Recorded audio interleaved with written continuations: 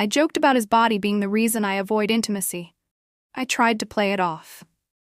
September 21st, a Saturday evening. I'm sitting on the edge of our backyard deck, wine glass in hand, watching our friends mingle around the fire pit that Nathan had meticulously built last summer. The flames cast dancing shadows across everyone's faces as laughter floats through the crisp autumn air. I take another sip of my Cabernet, feeling the pleasant buzz that comes after your third glass. Nathan stands across the yard, talking to Elise and her husband Marco. I watch him gesture enthusiastically, probably explaining something about his latest woodworking project. His flannel shirt hugs his shoulders in a way that used to make my heart skip, but tonight, I just feel nothing. Earth to Vanessa. Bethany waves her hand in front of my face, settling into the Adirondack chair beside me. You've been staring at your husband for 5 minutes straight, planning his murder, or just admiring the view? I laugh, perhaps a bit too loudly. Neither. Just thinking how different things are now compared to when we first met. Bethany raises an eyebrow. Different how? You guys seem perfect together. Nathan literally built this entire deck with his bare hands for you. I thought, is that supposed to impress me? Building things doesn't make up for what's missing between us. Yeah, he's good at building things, I say, swirling my wine. But you know what they say about men who are good with their hands? Bethany leans in, clearly intrigued by my sudden candor. Sometimes they think that's enough. I drain my glass and reach for the bottle.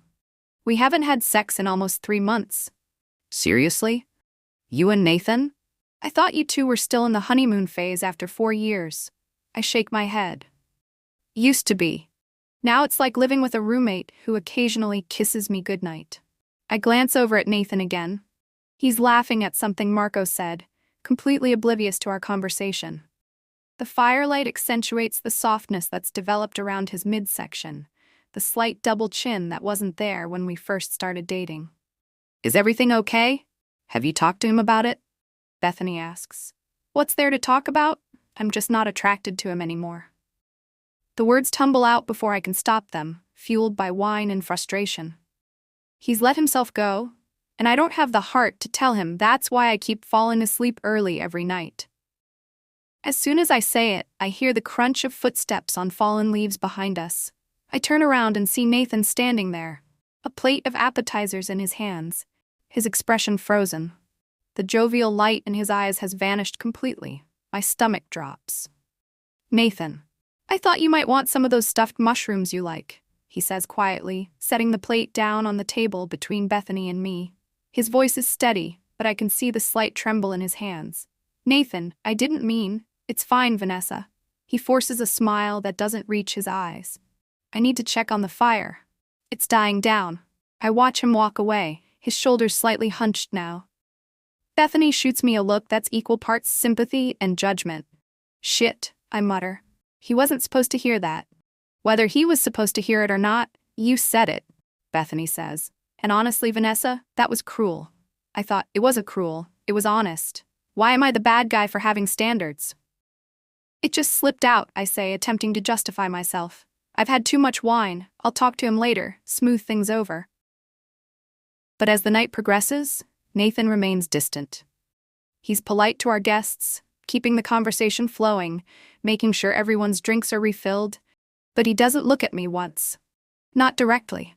I tell myself it's fine, that he'll get over it once everyone leaves. By midnight, our backyard is empty except for the two of us. I'm collecting wine glasses while Nathan extinguishes the fire, methodically pouring water over the embers. Nathan, I say, trying to sound casual. About what I said earlier. Don't worry about it.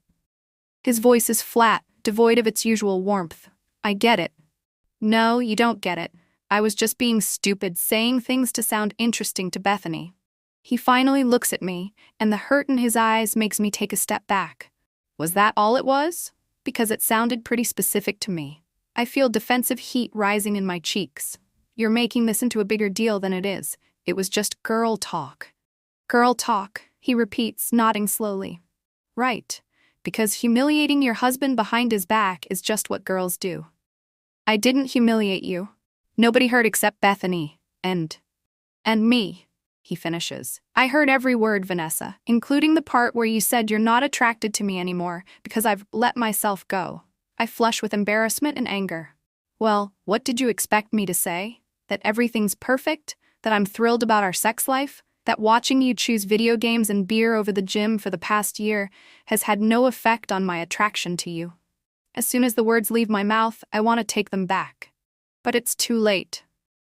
Nathan's expression hardens into something I've never seen before, a mixture of hurt and resolve. At least now I know where we stand, he says quietly. Then he walks past me, into the house, leaving me alone in our backyard with nothing but the lingering scent of smoke. The following morning, I'm sitting at our dining table, nursing a cup of coffee and a hangover, when Nathan enters the room. He's dressed in running clothes, something I haven't seen in months. Going somewhere? I ask, trying to sound casual. For a run, he replies, not meeting my eyes as he fills his water bottle. I thought, now he decides to exercise? One comment and suddenly he's motivated? That's good, I say. Look, about last night. I've been thinking about what you said, he interrupts, finally looking at me. You're right, this catches me off guard. Yes, I have let myself go. The pandemic, the promotion that keeps me at a desk 12 hours a day, using food as a stress reliever. I've made excuses. He takes a sip of water. But that ends today. I feel a mixture of vindication and guilt. Nathan, I didn't mean to hurt you. I was drunk and... It's fine, Vanessa. Sometimes we need to hear difficult truths. His tone is even, measured. I'm gonna fix this. As he heads for the door, I call after him. Does this mean we're okay? He pauses, hand on the doorknob. We'll see, he says, and then he's gone. I sit there, staring at my coffee, unsure if I've won or lost this round. On one hand, my husband is finally taking his health seriously. On the other, there's a new distance between us that feels more significant than physical attraction. Over the next few weeks, Nathan transforms our spare bedroom into a home gym. He wakes up at 5 a.m. every day to work out before heading to the office. He downloads a meal planning app and starts meal prepping on Sundays. I should be thrilled. This is exactly what I wanted, isn't it? But there's something different about him now. He's polite, but reserved. The playful banter that used to characterize our relationship has disappeared. When I try to initiate any kind of physical intimacy, he gently disengages, saying he's tired from his workout or has an early meeting. October 15th, a Tuesday evening. I'm walking along the trail at Pinewood Park, fallen leaves crunching beneath my boots. Nathan walks beside me, close but somehow distant. It's been our tradition to take evening walks here since we first started dating, but today feels different. You're making amazing progress, I say, breaking the silence. I can already see the difference. He nods. Thanks. Ethan at work recommended this personal trainer who specializes in body recomposition. It's intense, but it's working. I reach for his hand, but he casually adjusts his beanie, avoiding my touch. I miss you, I say softly. He glances at me, his expression unreadable. I'm right here. You know what I mean. I miss us, the way we used to be. Nathan stops walking, turning to face me. Vanessa, I'm doing exactly what you wanted, getting back in shape, taking care of myself. But I didn't want this distance between us. He looks at me for a long moment. What did you expect? That I'd just brush off what you said? That I wouldn't feel anything knowing my wife finds me physically repulsive? I never said repulsive, I protest. You're exaggerating. Am I? You said you avoid intimacy because of my body. You said you're not attracted to me anymore. His voice remains calm, but his eyes betray his hurt. Those words meant something to me, Vanessa, I thought. Why can't he just get over it already? I'm trying here. I've apologized a dozen times, I say, frustration creeping into my voice. What more do you want from me? Nothing, he says simply. I don't want anything from you right now. I'm focusing on myself for once. The implications of his words hit me like a physical blow. What does that mean for us? Nathan shrugs. I don't know yet. But I do know that I deserve someone who loves me regardless of whether I have abs or not. We walk the rest of the trail in silence, the gap between us far wider than the physical space. November arrives with biting winds and the first dusting of snow. Nathan has lost nearly 15 pounds. His face has thinned out, his jawline more defined. I notice women at the grocery store giving him second glances now, something that never happened before. Meanwhile, our marriage continues to deteriorate. We move around each other like ghosts, sharing a house but little else. Nathan spends most evenings at the gym or with his new fitness friends, arriving home long after I've gone to bed. November 12th, a Saturday morning. I'm sitting on a bench at Riverview Plaza, watching shoppers hustle by with their holiday lists. I'm supposed to be meeting Bethany for coffee, but she's running late as usual. My phone pings with a notification, an Instagram tag. Curious, I open it to find a photo of Nathan at some fitness event, his arm around a woman I don't recognize. She's petite with toned arms and a bright smile. The caption reads, "Crushing today's challenge with my favorite workout partner." At Nathan Reeves, killing it as always. #fitness goals new beginnings. My stomach twists with an unfamiliar feeling. Jealousy? I haven't felt that in years, not since we first started dating, and I worried about his ex still being in the picture. "Sorry I'm late," Bethany says, dropping onto the bench beside me. The twins couldn't decide what to wear, and then Marcus couldn't find his. She stops, noticing my expression. "What's wrong?" I wordlessly hand her my phone. She studies the picture, then looks at me. "Who is she?" I ask, trying to keep my voice steady. "I don't know," Bethany admits, "but Nathan looks different. He's lost 20 pounds now," I say. "He barely eats carbs anymore, spends every free moment working out or meal prepping." Bethany hands my phone back. "And how are things between you two?" I stare at the photo again, at the easy smile on Nathan's face that I haven't seen directed at me in weeks. Non-existent, I admit. We're like strangers living in the same house. "Have you tried talking to him? Really talking, not just apologizing to make yourself feel better?" I thought, why is she taking his side? She's supposed to be my friend. "Of course I've tried," I snap. "He's not interested. He's too busy with his fitness journey and apparently his new workout partner." Bethany sighs. "Vanessa, you hurt him. Deeply. You can't expect him to just bounce back from that because you're suddenly feeling insecure."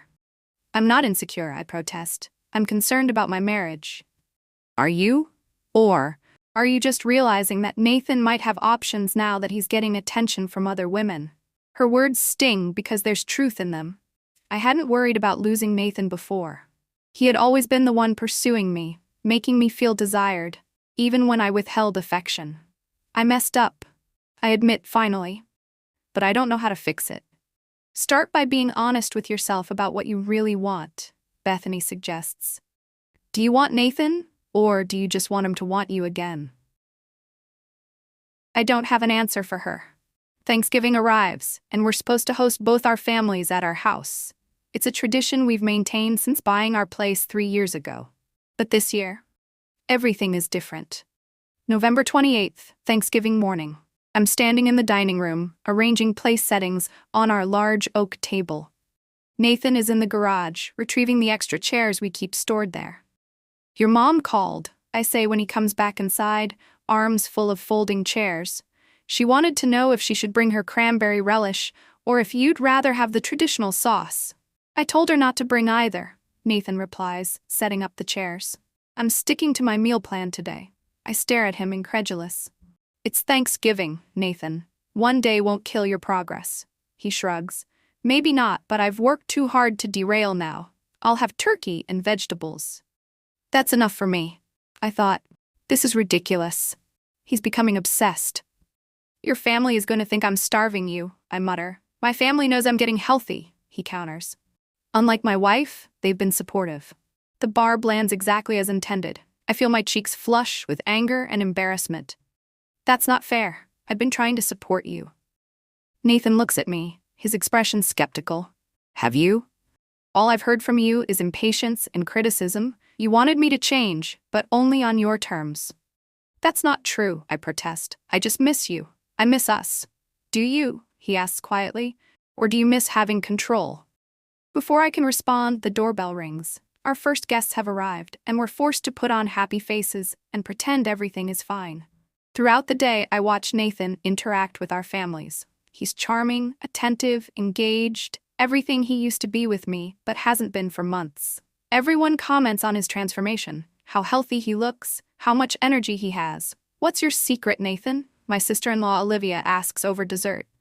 Brian needs to take notes. Nathan smiles, his eyes crinkling at the corners in a way that used to make my heart flutter. Just consistency and patience, he says, and having the right support system. His eyes flicker to me briefly before returning to Olivia. The implied message is clear. I am not part of that support system. After everyone leaves, I find Nathan in our living room, packing a duffel bag. Where are you going? I ask, panic rising in my chest. To Marcus and Bethany's, he says without looking up. I need some space to think. On Thanksgiving? Nathan, this is ridiculous. Can't we talk about this? He zips up his bag and finally meets my gaze. I've tried talking, Vanessa, for weeks now, but you don't really listen. That's not true, I insist. I hear you. I know I hurt you, and I'm sorry. You're sorry I heard you, he corrects me. Not sorry you feel that way. I thought, this is so unfair. One comment and he's throwing away 4 years of marriage? So that's it? You're just leaving? My voice rises with disbelief. I'm taking a few days to clear my head, he says. Figure out what I want going forward. And what about what I want? I demand. Nathan pauses at the door, duffel bag slung over his shoulder. You made it very clear what you want, Vanessa, and I'm trying to become that person. But I'm realizing I might be doing it for the wrong reasons.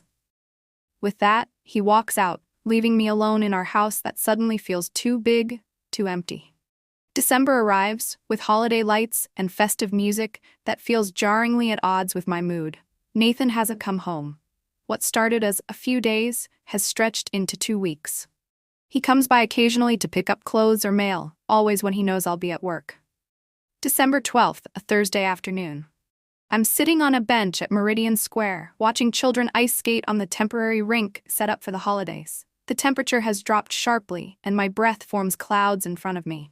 My phone buzzes with a text from Nathan. Can we meet? Need to talk. Alpine Coffee Shop at 5? My heart races as I type back. I'll be there. For the first time in weeks, I feel hopeful. Maybe he's ready to come home. Maybe we can start fresh.